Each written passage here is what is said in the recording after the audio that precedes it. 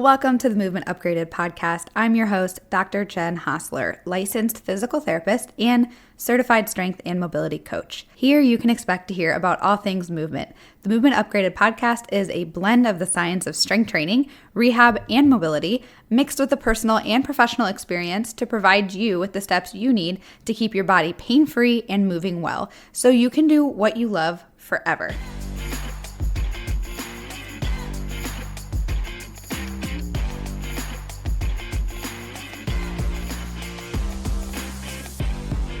Welcome back. We are going to chat about 4 ways to hack, air quotes, your recovery.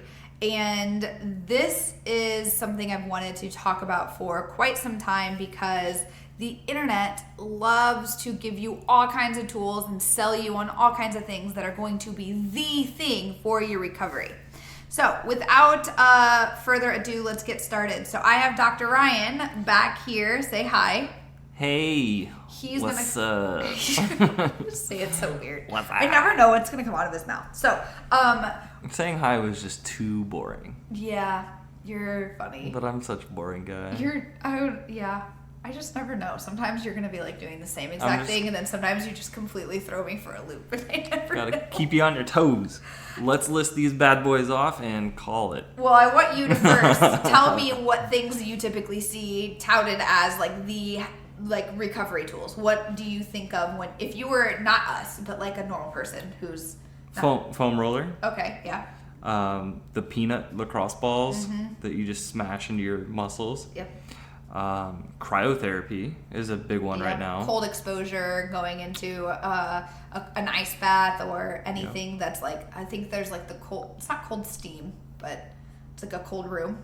That's cryotherapy. Yeah. Oh, I guess cryotherapy is its own thing. I don't know why I was thinking cold exposure is that umbrella. It's under the umbrella of most people think of cryotherapy though as when you go in that like tank and they spray like the cold that is cryotherapy. Steam or whatever it is. I don't even know. Clearly I am super educated on cryo. It's cold exposure. Compression boots, like Normatec, those are a big one. Maybe even like needling, dry needling. People do stuff like that. Body work in general. Body work and massage. I think those are probably the Theragun. The big, vibrating tools that we've turned into being these recovery tools. How did I forget that one? That's probably actually on the top. I'd say also like mobility flows and yoga are like touted as recovery. Yeah, I would say that's probably on the lower end. On the lower end. Yeah. Like, okay, then it's like people, I like to think of things as a spectrum, like the tools that are like marketed as these like answers, right? And then the other spectrum is like what actually is recovery, and that's what we're going to talk about today, like the 4 actual tools to hack your recovery.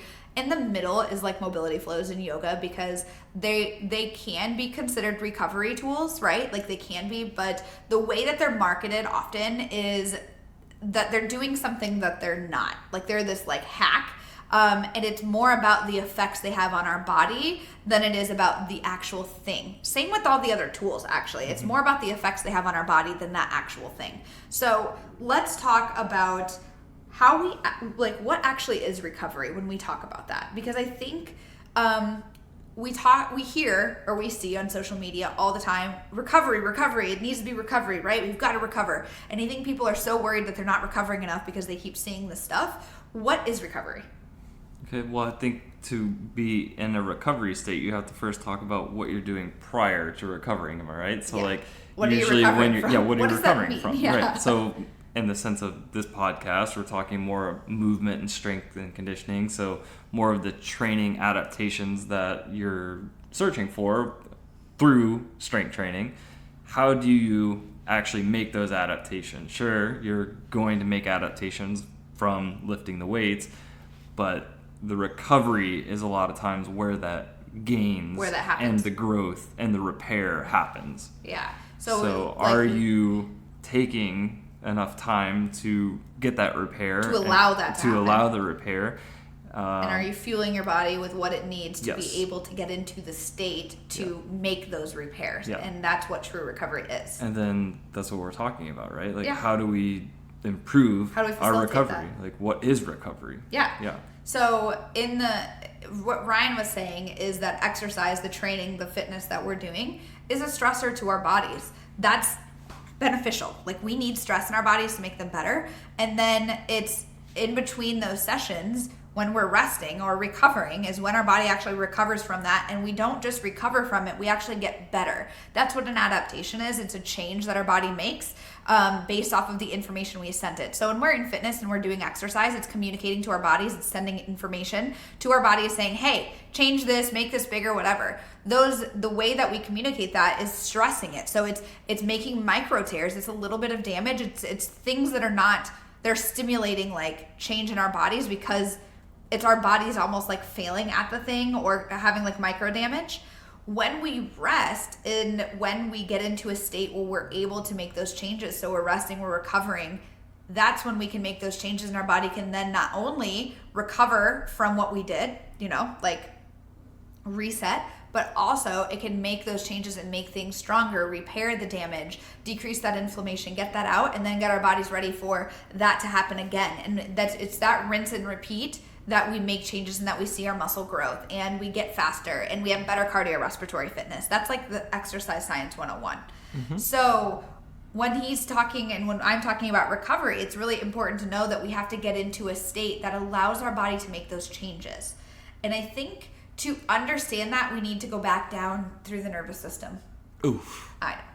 A little bit of science, Ryan's favorite, but breaking that down, when we are in exercise, when we're exercising, we are stressing our bodies. When we are going through a stressor, we are in what's called sympathetic nervous system mode, right? So our sympathetic nervous system is one part of our autonomic nervous system. And when we are in more of a sympathetic state, that is our fight or flight or freeze mode. It's our body making changes, preparing to fight something or run away from it.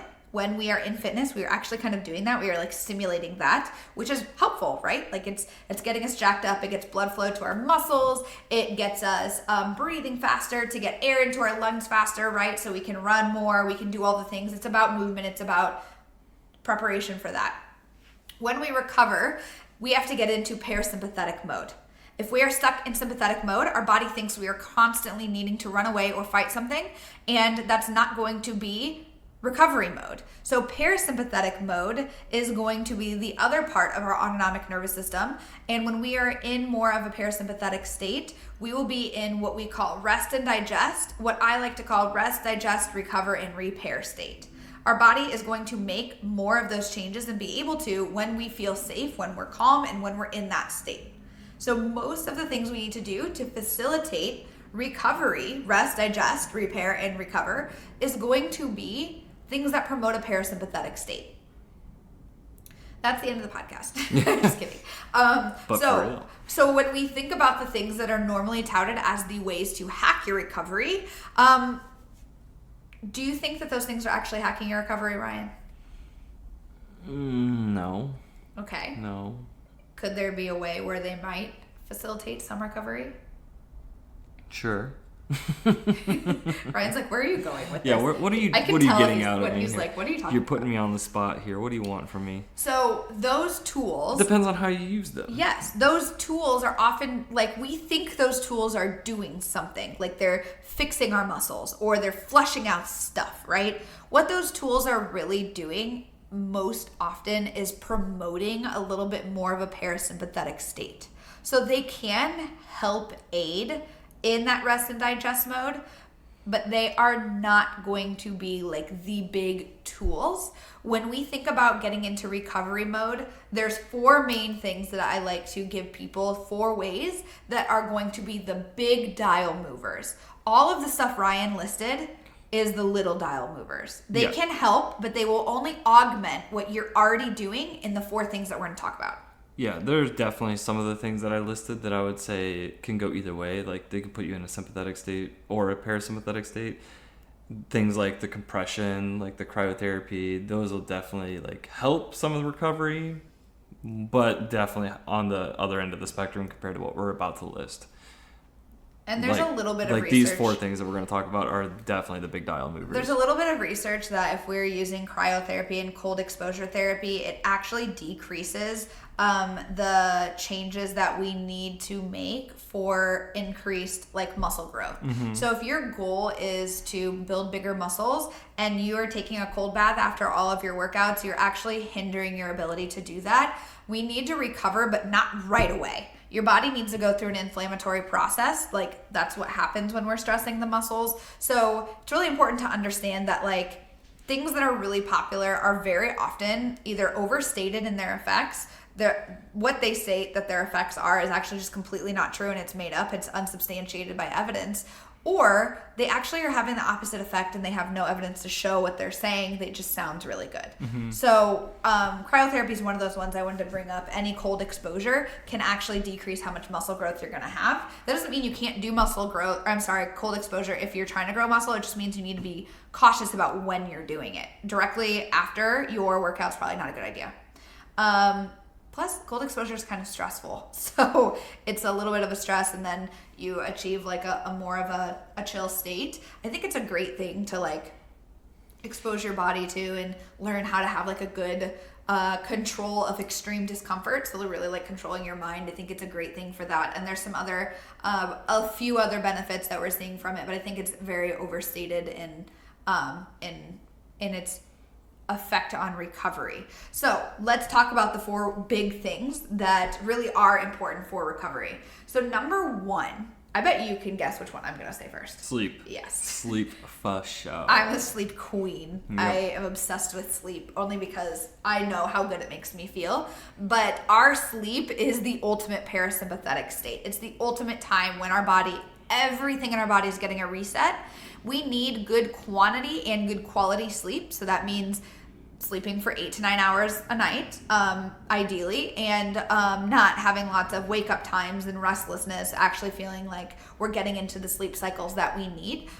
People who snore, by the way, probably want to get that checked out because that's a good sign that you're not getting into the good sleep you need. But sleep is when our body's really making these. There is no other thing, I believe, that is as correlated to pain and injuries as poor sleep. It's like the only research direct correlation thing to injuries in research, is sleep. So Yep. that's the number 1. If you are buying all of these tools, but you're trying to hack your way around sleep, like, it's not cool to brag about how little of sleep you get anymore. But let us save you some money. Just go to sleep. Just go to bed. Just go to bed. Seriously, just go to bed. But it's not just as easy as that, right? Getting protective of your sleep means having a little bit more of a schedule, winding down, decreasing your consumption of caffeine, maybe stopping caffeine consumption after a certain time, getting a more consistent schedule, like caring about your sleep. It's not just going to bed. Like, it's actually like there are behaviors and habits that you have to accumulate. Not eating too late. Yep, there's a lot of things. Having a consistent sleep and wake time is really great, and then waking up and trying to get any sort of daylight to your eyes outside. You can't get it through a window, it's blocked. Within 30 minutes to 60 minutes of your sleep wake time is probably the 2 best things that I think you can probably do that are like pretty simple things to adjust. So that's going to be number 1. Yeah. Sleep. The only other thing with sleep, did you mention like limiting blue light or whatever? Oh yeah, Screen, like light screen in exposure. general. Bright lights after sunset, like, try to decrease. Like, sun goes down, we need to have less light. Like, that's very primal. It's very understood. So blue light blockers, like, they're really good ones, not the cheap ones off of Amazon that I've worn before. Those actually have helped my eyes a little bit from staring at a screen. But like, if you're really trying to help your sleep, you need the really like ugly like yellow ones that make everything look orange or yellow. Those are like the best things for evening. If you need to do screen time or you like to watch TV at night, I'd highly recommend investing in those if you struggle to fall asleep at night. The second thing that I want to talk about is not only do we need to get into the state that we need to recover, but we also need the ingredients that our body needs to fuel the recovery and repair, which means fuel. You need to be eating enough and eating enough of the different macronutrients, specifically protein. If you want to learn more about that, check out my protein podcast. Protein queen. I'm also the protein queen. I'm the recovery queen. I think at this point we can just give me that title. But we need to make sure you're eating enough. Eating enough is what fuels our body to make those changes. If you're constantly breaking stuff down in fitness and you're not giving it enough to build it up, there's only going to be so much time that you can get away with that before it becomes more of a problem. So that is the second recovery hack. That, again, if you're not doing these things, the other tools and spending money on them is silly at best and a waste of money at worst. Number 3 is going to be back to what I was saying before, which is getting into that state of a parasympathetic state. Yep. So I like to just say downregulate. So do something that downregulates, really gets you into that state. You need to make sure that on the days where you are not doing fitness, you are not doing fitness. You need rest days, and you need to make sure those rest days are like chill. Yes, you can move. It doesn't mean be sedentary couch potato. It just means you shouldn't, your daily walk shouldn't become this fitness walk where it's almost a run. Yeah, you don't need to be in zone 3, 4, 5 going for a walk. An easy run is still exercise. It's still considered exercise, right? And the amount of times we see that in our office, like, oh, it was active recovery day. It's like you were just it's a 5K. Are you chilling kidding me? in zone 4 or 5 for an hour. Like, that's not, no. Yeah, so that is really important to understand. When you are resting, you need to actually rest. And a lot of people that I work with are more anxiety prone, tend to have more stress in their lives. And if that's you and you're not great with stress coping skills, 1, seeing a therapist might be really helpful, but 2, you just may need to work on learning how to be a little more mindful and present throughout your day so that when you are not supposed to be in a sympathetic state, you are actually getting into a parasympathetic state and chilling your body out. We want lots of parasympathetic time, very little sympathetic time. Most of us kind of get triggered and live in this like really upregulated state a lot. I talked about this in some of my earlier podcasts. You can go back and check those out too, but we really want to downregulate. The easiest and most simple ways to do that are going to be through breath work and meditation. Sometimes just being out in nature can be really helpful.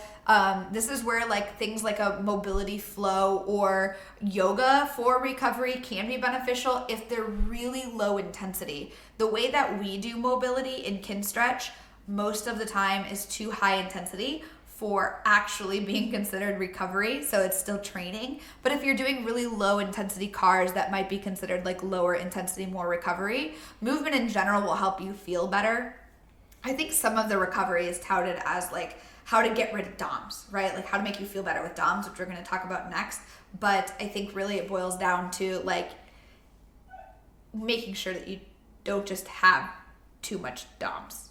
All the time, right? So anyways, you shouldn't be chasing DOMs for sure. We've got a podcast about that too. Getting into that state is really important. The last thing that I wanted to talk about, which is what we were just leading into, is that if you feel that you need more recovery, like you're not recovering enough, like you constantly have DOMs, which is when people start to look for recovery, right? There's 2 types of people generally who are like, I need to recover better. Number 1, it's the people who are just like, I keep seeing stuff all over social media. I need all these recovery tools because they want to do the best, right? Hopefully that's you. If you're listening to this podcast, you can see that those things don't matter very much in the grand scheme of things. These 4 things matter. But the second person is going to be the person who's like always sore, always injured, always feeling stiff and achy. And they're like, how do I recover better? I'm just not feeling good. If that's you, 1, you still need to look at these 4 things. But 2, you probably just need to adjust your intensity. You're probably needing less intensity, do less and do it better so you can feel better. A lot of people aren't getting into that like parasympathetic mode because they're going too hard all the time. And I've talked about this in another podcast, but we have that triangle of fitness and understanding intensities. The more often you do something, less intense it should be. When we have a moderate intensity, we can do that a little bit more often, but still not a ton. And then when we're at that high intensity where we're really pushing our limits, that should barely be done very often. So intensity and frequency are inversely related. The more intense it is, the less often you should be doing it. If you're sore all the time, it just might not be a season of pushing in your fitness. I've had to come to terms with this before. And when I was super sore, I had to look at these 4 things. Okay, what's going on? How's my sleep? It was okay, not the best, but it wasn't terrible. What's going on with my protein? Well, I wasn't eating enough. I wasn't being mindful, and I know I wasn't getting enough, so that was my big thing. And then how was I doing with stress? Well, my stress was a little higher, so that brings me back into the 4th thing. Do I need to adjust my intensity? And I did. I had to pull back a little bit and stop trying to go as hard, as heavy, and just do the bare minimum and kind of go into a maintenance mode. So if you are in a session or a season of your life where you are doing your best, but your sleep's not that great, maybe your protein intake isn't that great and you're working on it, or maybe your protein intake's okay, but maybe you're really stressed, and no matter how much you downregulate, you're just really stressed. It just might be a season where you have to adjust your intensities, and we need to be in maintenance or building the baseline foundation and not going so hard. So that would be the fourth biggest thing, and I would still recommend doing that, going through those three things in that last adjusting, do you need to adjust your training intensity, as like a reflection before I would go invest in any of those tools, because those are going to be more beneficial for you than any of those tools, and those tools will only augment what you're already doing. If you're not doing these things, those tools won't make a difference. Do you agree with that? Yes. Yeah, I would even say that the last one, the intensity, is kind of the last one that I touch on with people that I work with. And I think a lot of that is because they're typically coming to me for help and they're doing something, and I don't want to tell them to stop doing what they're doing because they love doing it. But it's like, hey, if we're working on all of your mobility limitations, all of these things, you're working on your sleep, your recovery, managing your stress, and all of those things don't make a change, then we're probably going to need to revisit like your intensity. Because if you're doing CrossFit 7 days a week and you're going ham and you're just going too hard, you're not allowing yourself to get into these recovery states to be able to repair and down-regulate. I think a lot of people get really attached to the competitive side of fitness and forget that like even athletes have seasons of training. Yeah. And like life gives us seasons, and there's seasons to go hard, and there's seasons to work on your weaknesses. There's seasons to work on building your mobility. There's seasons to work on your strength. Like life in fitness is going to come in seasons, and sometimes we have expectations without recognizing what season we're actually in. And I think that's why going back and looking at intensity is really important, because it's not just looking at intensity. It's more looking at, does the intensity that you are trying to do and your expectations of your body match what you're actually capable of at this time? Mm-hmm. That is really hard. And we talk about acceptance a lot in my office. I'm sure you talk about that with your patients, or maybe you don't say those words, but we talk about acceptance and understanding and accepting where we are. And sometimes the stress that we have about our bodies not being able to do what we want is actually more upregulating and more problematic and fueling our lack of recovery than anything. And sometimes just accepting that we're not at that point decreases a huge load off of us, decreases our recovery, allows us to be like, okay, I'm just gonna not push as hard. And then all of a sudden, a lot of people actually get better results when they start to push less intense. Some people don't get any different results, right? They just accept it, but their stress is a lot less. But when you're able to do that and you take those periods of recovering a little bit more and not pushing the intensity, it gives you not the right, but it helps you earn the ability, and it helps your body prepare for the seasons that you are going to push. And not every season is for pushing. And a lot of people in fitness, by the time they reach our offices, will have pushed every season all the time. And then they come in and they don't understand that we are supposed to have like off-season training, right? Like we love to talk about athletes as the epitome of health, but they're not. But like sometimes some of the ways that they approach things is really important. And one of the ways that athletes make sure that they can continue as long as they can and operate at their best is understand that they're not at their best all year round. The best athletes do that. So hopefully that kind of helps you zoom out a little bit and realize, okay, I'm going to move away from the fancy, shiny objects that social media keeps telling me I need, and I'm going to go back to these basics. I'm going to listen to Dr. Jen and Ryan, and we're going to do the boring thing of sleep better and make sure we're eating enough and make sure we're getting in the parasympathetic state with down-regulating, maybe meditating or doing some breath work. And maybe if none of that seems like it's something we can adjust or it's not working, maybe we'll just adjust the intensity a little bit and be okay with meeting our bodies where we are based on our life. No matter how much we want it to change, we have to accept where we are first before anything can happen. So that was a good episode. That was a lot of information packed in a good 25-minute podcast. I think that was very beneficial. Good. I'm glad we could be efficient. Ryan loves efficiency. I love efficiency. I love the information, and I think everybody needs to hear this stuff. I agree. So if you know somebody who needs to hear it, send it their way. This might seem like common sense to you, but it's not to most people. It isn't. If it was, we would not have half the people in our office. Yep. And sometimes, you know what? Sometimes we will personally like think about these things and know these things, but when we actually take 2 seconds to reflect on them, we're like, wait a minute. Oh yeah, I'm guilty of it myself. We all are. Yeah. Yeah. I mean, so it's always nice to have these like refreshers, reminders of like, hey, these are the things that you need to make sure you're focusing on and prioritizing to just generally feel good. I totally agree. So if you love the podcast episode, want to let me know. If you have questions, you can always reach out to us. But with that being said, we'll check you out in the next podcast. Check you out. We'll talk to you in the next podcast. I don't know. Bye, guys. Bye.